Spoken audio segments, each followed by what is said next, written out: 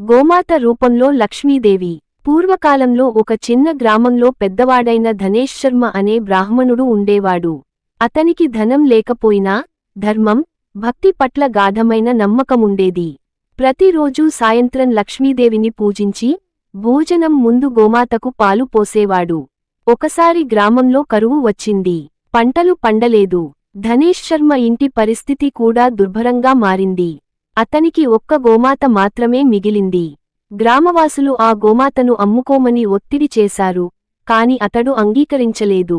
ఒక రాత్రి ధనేష్ శర్మ స్వప్నంలో ఒక ప్రకాశవంతమైన దేవీ దర్శనం ఇచ్చింది. ఆమె చేతుల్లో కమలాలు, ముఖంలో చిరునవ్వు.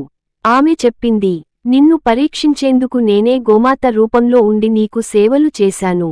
నీ అక్కరలోనూ నన్ను విడిచిపెట్టలేదు.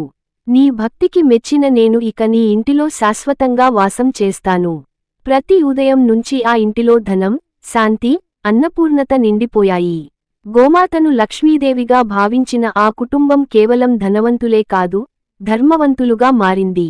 ఈ కథ వినిన గ్రామస్థులు కూడా గోమాతను పూజించటం ప్రారంభించారు. అప్పటి నుంచి ప్రతి ఇంటిలో గోవును లక్ష్మీదేవి స్వరూపంగా భావించడం ప్రారంభమైంది. నెరవేర్చే నీతి: గోమాత సేవలో లక్ష్మీదేవి నివాసముంటుంది. భక్తితో పూజించిన వారికి ఆమె అనుగ్రహం తప్పకుండా లభిస్తుంది. మీకు ఈ కథ నచ్చితే దీన్ని పిల్లలకు చెబుతూ ధర్మాన్ని బోధించవచ్చు.